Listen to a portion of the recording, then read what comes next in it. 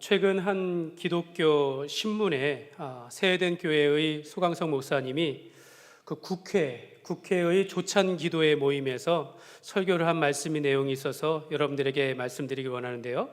그 목사님이 가정의 화목을 위해서 이런 말씀을 했습니다. 목회자도 가정이 화목해야 목회를 잘하고, 정치인도 가정이 화목해야 정치를 잘할 수 있습니다. 이런 얘기를 했습니다. 마찬가지로 우리 성도들도 성도들의 가정이 화목해야 또 여러분의 모든 하는 일들이 잘 될 줄 믿습니다.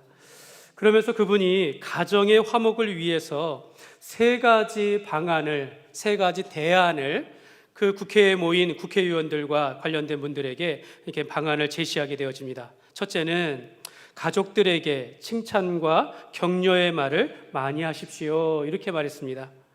두 번째는 상처와 잔소리가 되는 말들은 줄이고 사랑의 언어를 많이 하십시오.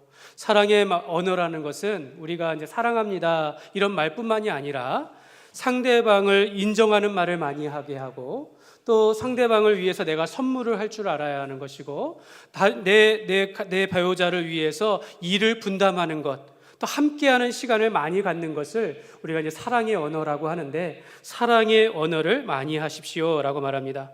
세 번째는 서로를 축복하며 살아야 합니다라고 그렇게 증거했습니다.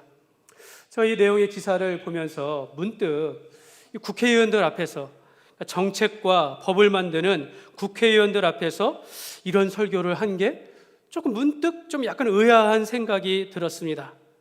그럼 우리가 가정에서 서로 칭찬하고 사랑의 언어를 하고 서로 축복하는 것, 우리가 행복한 가정을 위해서 너무나도 당연한 조언이지만, 그러나 이 정치적인 대안이나 교육적인 대안들, 이런 법을 만드는 사람들 앞에서 서로 사랑하십시오, 칭찬하십시오, 격려하십시오, 이게 조금 맞지 않는 것 같은 이런 생각이 들었습니다.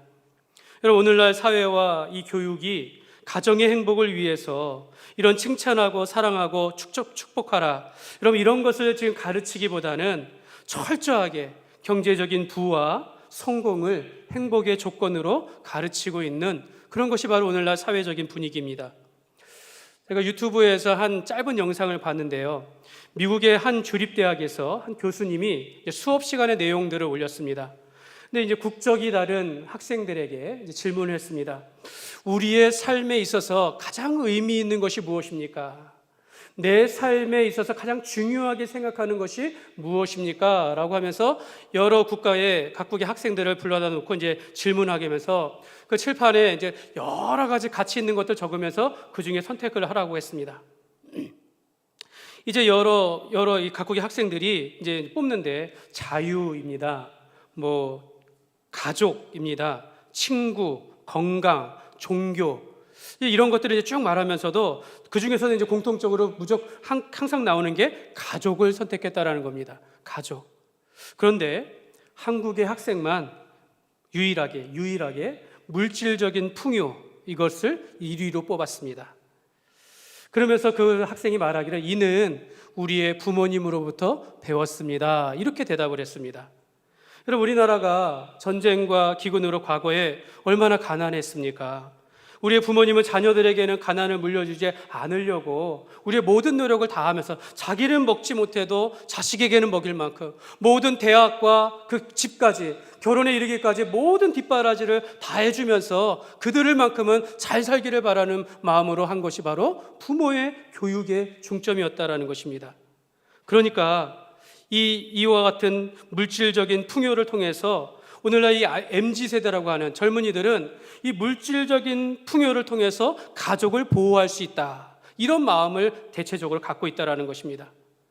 그러니까 이러한 상황 가운데서 우리가 화목하자, 사랑하자, 축복하자, 이런 말이 잘 들리지 않을 수 있다는 것입니다.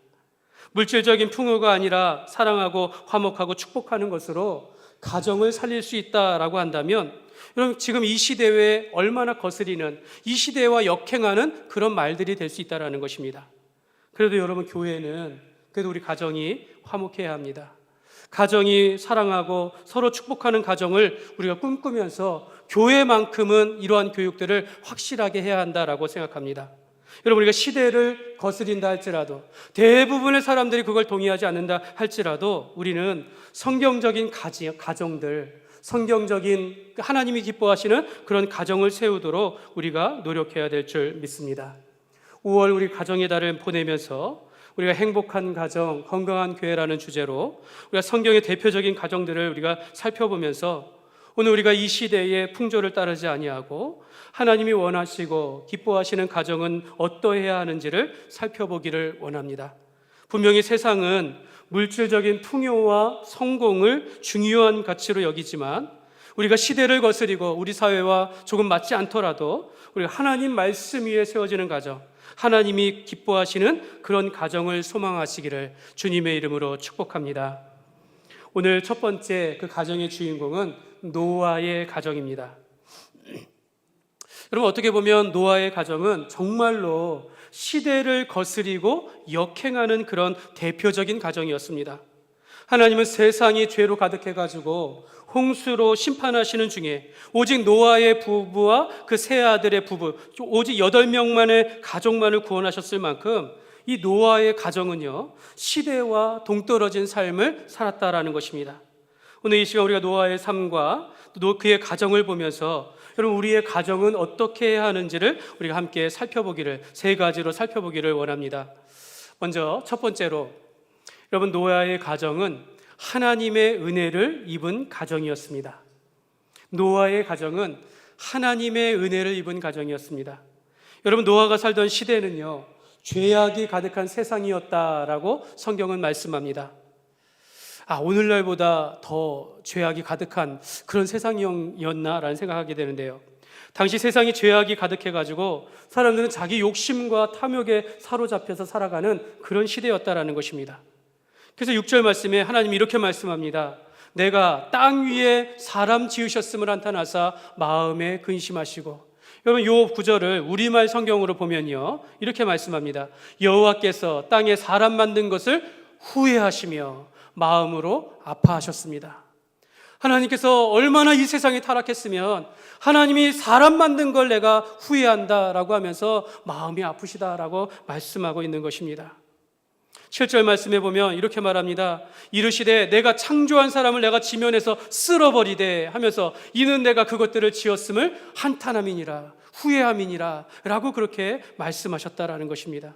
하나님은 사람들의 삶이 하나님을 떠나서 어찌나 악한지, 공의로우신 하나님은 이제 심판할 수밖에 없는 겁니다. 내가 이 일을 물로 심판하리라 라고 하면서 모든 생물과 모든 사람을 지면에서 쓸어버리시기로 그렇게 작정하신 것입니다.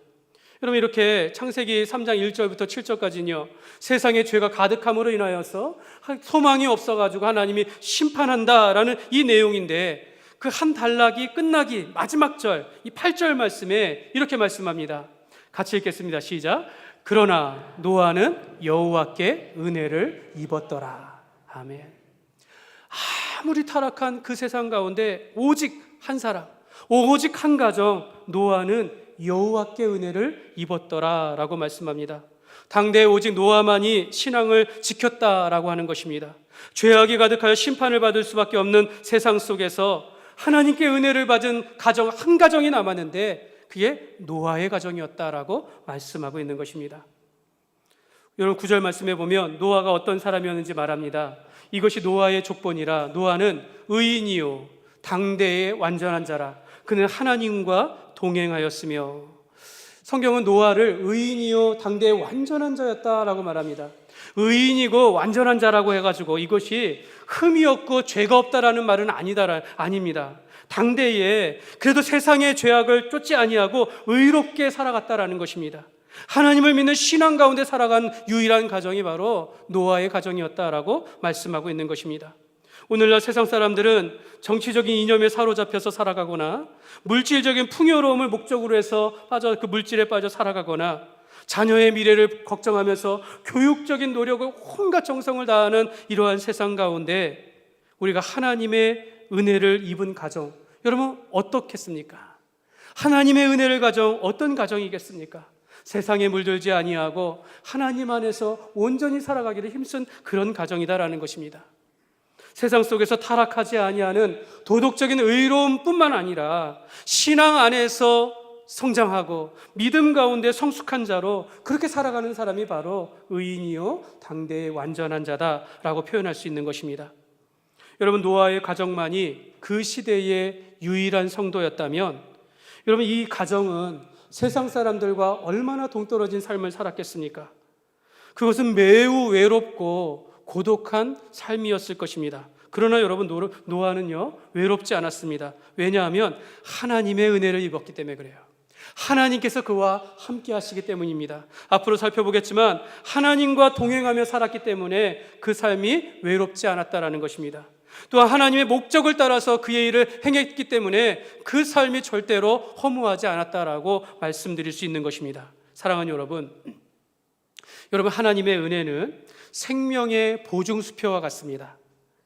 우리가 하나님의 은혜를 잊고 사는 것, 내가 생명의 보증과 같다라는 것입니다. 여러분들에게 우리 한번 하나님께 받은 은혜를 나누어 봅시다 라고 이야기하면 대부분의 성도님들은 망설여요. 저는 뭐 특별히 받은 은혜가 없습니다. 제가 나눌 만한 큰 간증 잘 없습니다. 사랑하는 여러분, 우리 인생 가운데 내 인생 속에서 받은 가장 큰 은혜는 무엇일까요? 여러분, 예수님을 만난 것인 줄 믿습니다.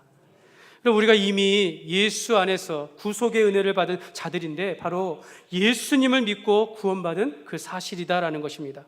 혹시 우리는 은혜라고 해가지고 뭔가 기적을 체험하는 것, 어떤 주관적인 신앙적인 어떤 그런 신앙의 체험만을 우리가 은혜라고 생각하지는 않습니까? 그러나 여러분, 사실 가장 큰 은혜는 어떤 놀라운 기적이나 주관적인 어떤 체험적인 신앙이 아니라 우리가 마음으로 예수님을 확실하게 믿고 내가 입으로 예수님이 나의 구원자이십니다, 나를 구원하신 분이십니다 라고 이렇게 고백할 수 있는, 그 고백하며 믿음으로 살아가는 사람들이 바로 가장 큰 은혜를 받은 그러한 사람들인 것입니다. 성경은 너희가 그 은혜로 인하여 믿음으로 말미암아 구원을 받았다라고 말씀합니다. 그래서 여러분, 우리가 받은 구원도 하나님의 선물이요 하나님의 은혜라라고 말씀하고 있는 것입니다. 그러므로 여러분, 우리가 예수님을 잘 믿고 하나님의 자녀된 것을 우리 인생의 최고의 은혜로 생각하시면서 우리가 평범하지만 분명한 믿음의 삶을 살아가시기를 주님의 이름으로 축복합니다. 두 번째로, 노아의 가정은 하나님과 동행하는 가정이었습니다. 여러분, 9절 말씀을 다시 한번 보시면요, 같이 읽겠습니다. 이것이 노아의 족본이라. 노아는 의인이요 당대의 완전한 자라. 그는 하나님과 동행하였으며. 여러분, 노아의 증조 할아버지가 에녹입니다. 에녹은 하나님과 동행하며 살았다라고 성경에 말씀하고 있습니다. 에녹의 아들이 무드셀라이고 무드셀라 아들이 라멕이고 라멕의 아들이 노아인데, 오늘 말씀해 보면 노아는 하나님과 동행하였으며 에녹으로부터 선대로부터 이 하나님과 동행하는 그 가정이 하나님과의 동행하는 것을 느끼는 그런 가정이었음을 말씀하고 있는 것입니다. 특히 당대 사회가 가족 중심의 사회였기 때문에 이 할아버지가 할아버지가 하나님 앞에 신앙 가운데 하나님과 동행하는 산 것이 그 가족을 향해서 이렇게 흘러나왔다라는 것입니다. 노아의 가정은 선대로부터 하나님을 예배하고 살아계신 하나님과의 동행이 이어져 온 믿음의 가문이다라고 할 수 있겠습니다.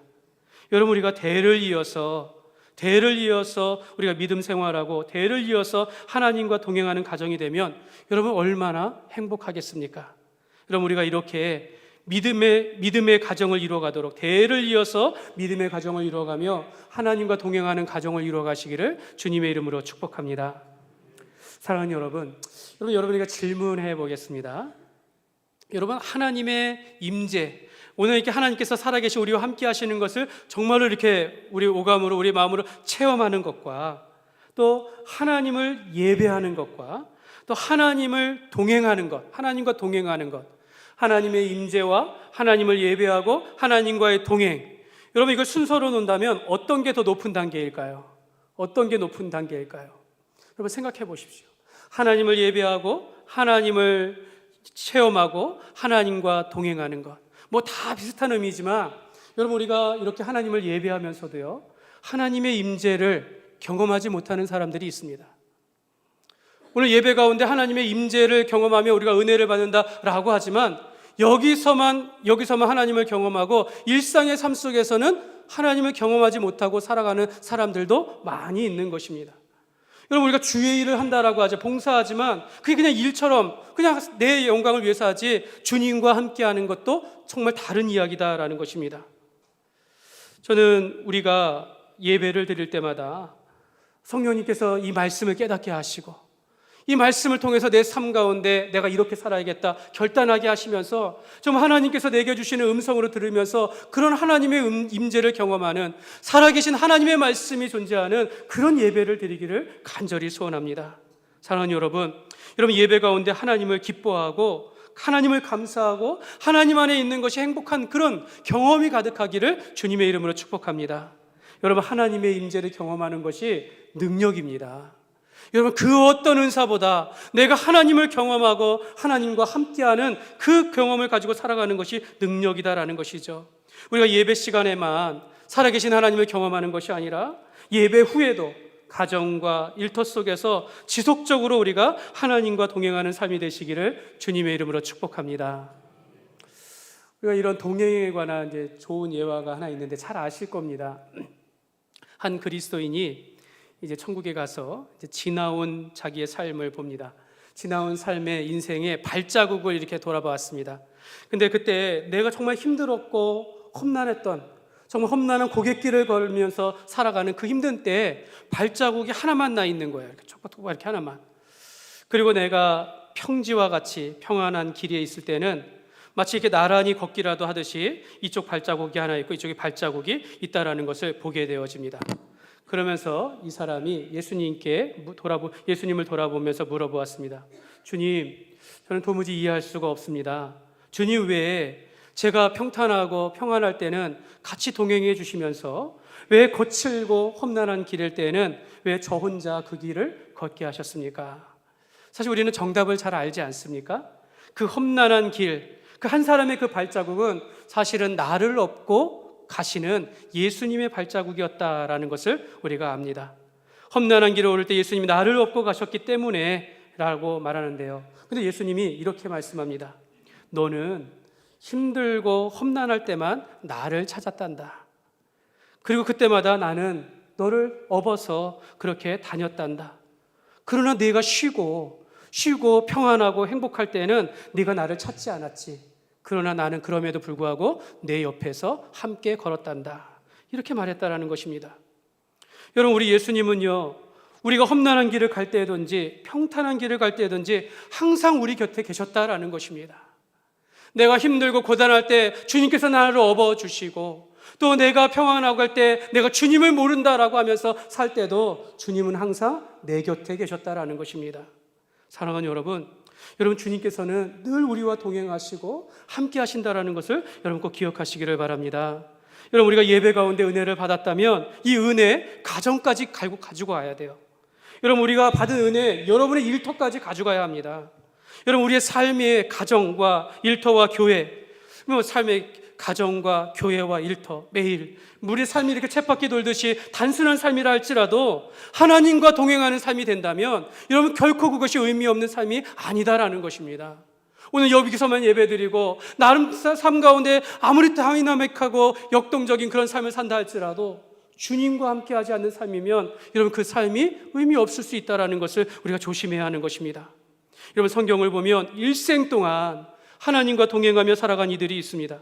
아벨은 평생 동안 하나님을 예배하며 온전한 예배를 드리는 삶을 살았고, 에녹은 일생 동안 하나님과 동행하며 하나님을 기쁘시게 하는 삶을 살았다라고 말합니다.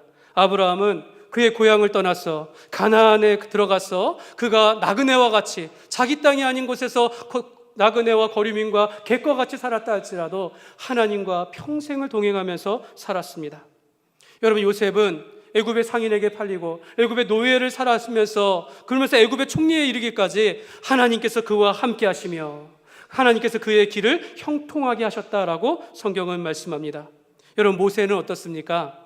40세에 애굽의 왕자 된 것을 왕자라는 타이틀을 버리고 광야에서 40년을 보내고 80세에 주님의 부르심을 받아서 이스라엘 백성들을 애굽에서 가나안 땅에 인도하시기까지 늘 주의 지팡이를 붙잡고 한순간도 하나님을 놓치지 아니하는 그런 삶을 살았습니다. 사랑하는 여러분, 동행이라는 말은 주님과 함께 걷다라는 의미를 가지고 있다고 합니다. 주님과 함께 걷다. 여러분, 우리가 지속적으로 하나님과 함께하는 삶을 우리가 동행이다라고 말하는 것입니다. 어느 목사님이 이렇게 말씀하십니다. 성경을 관통하는 매우 중요한 주제가 있는데 그것은 하나님과의 동행입니다. 이렇게 표현했습니다.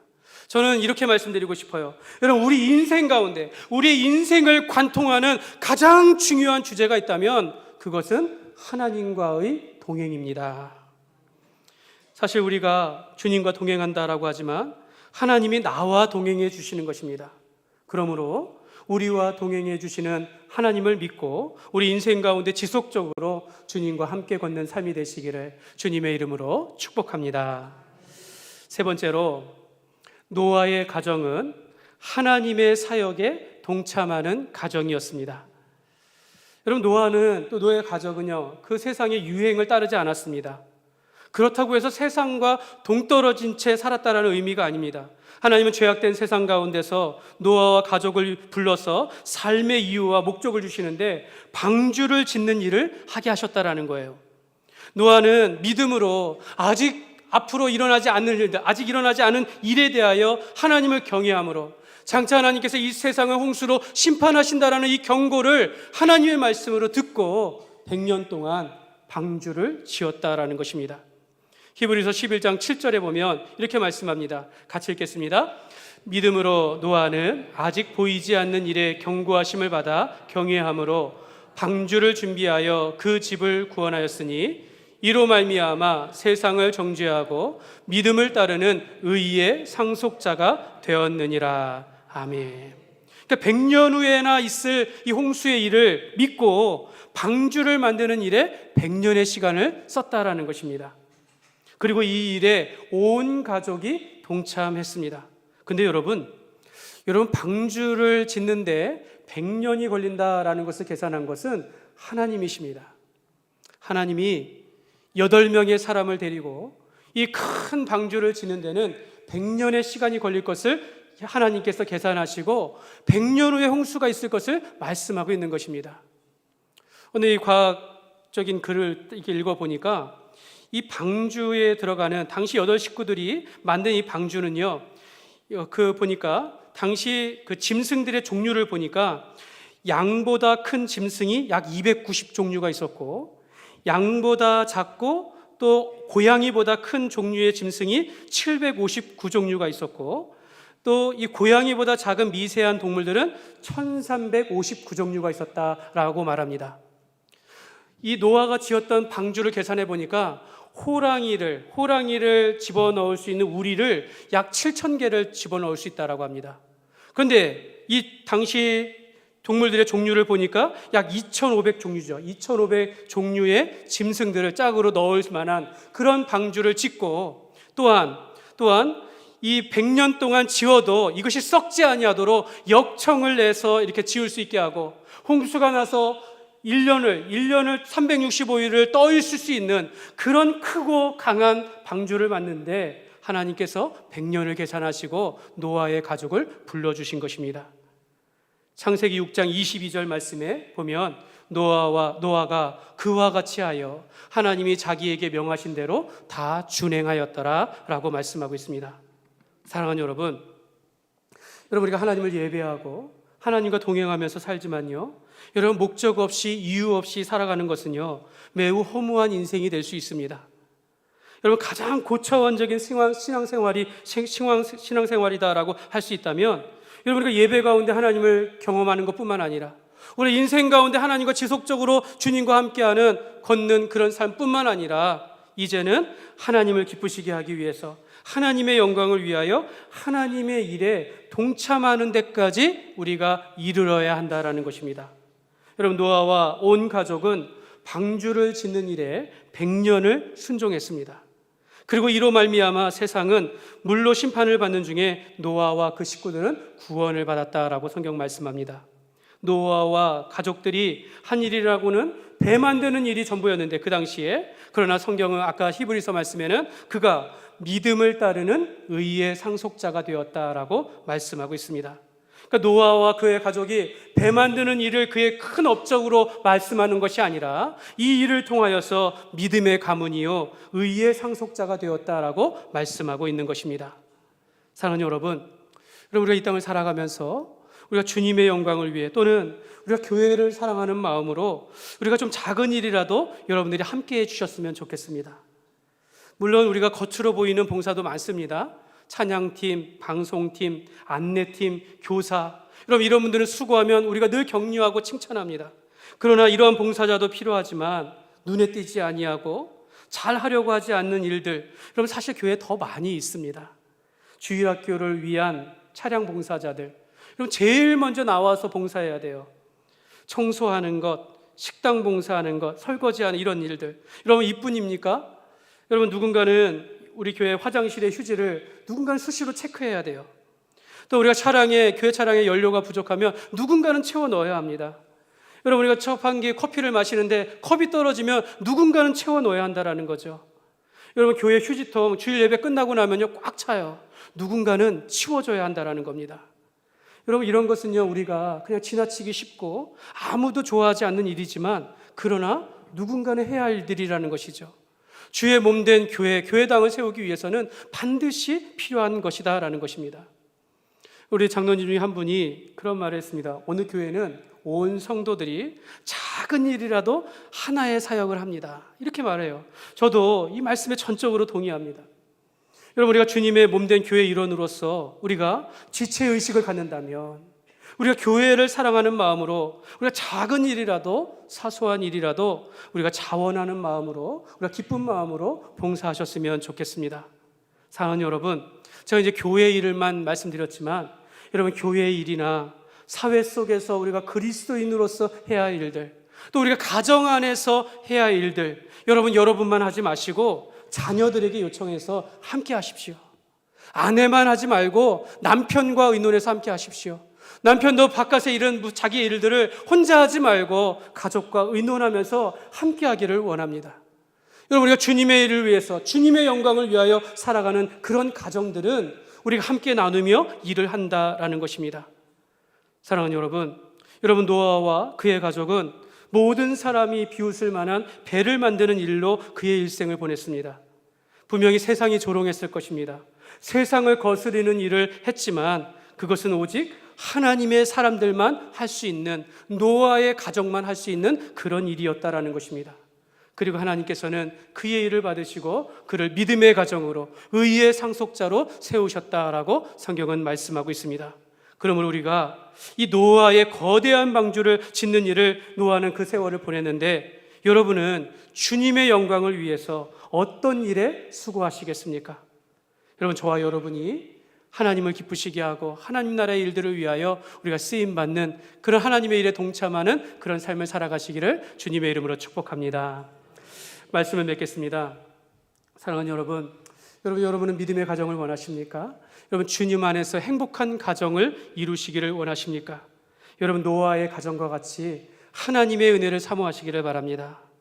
여러분 노아와 그의 가족은 그 시대의 풍조를 거스리며 살았습니다. 죄악된 세상 가운데 우리를 타락하게 하는 유혹에서 벗어나서 우리가 받은 최고의 은혜는 바로 하나님께서 우리를 구원하신 그 구원을 받은 은혜임을 알고 대대로 하나님과 동행하는 그런 삶을 살아갔다라는 것입니다. 오늘 우리도 하나님의 뜻과 비전 가운데 우리가 받은 은혜를 감사하면서 주님의 일들을 우리가 하는 마음으로 그런 삶을 살아가시기를 바랍니다. 여러분 이 땅의 모든 것이요 편리함과 효율성을 쫓아가고 물질의 풍요가 우리의 가족을 지킬 수 있다라고 하지만 우리는 이러한 풍조를 거스리면서 오직 하나님 안에서 우리가 화목하고 사랑하면서 우리가 믿음 가운데 서로 축복하며 주님의 뜻을 이루어가는 그런 복된 가정 이루시기를 주님의 이름으로 축원합니다.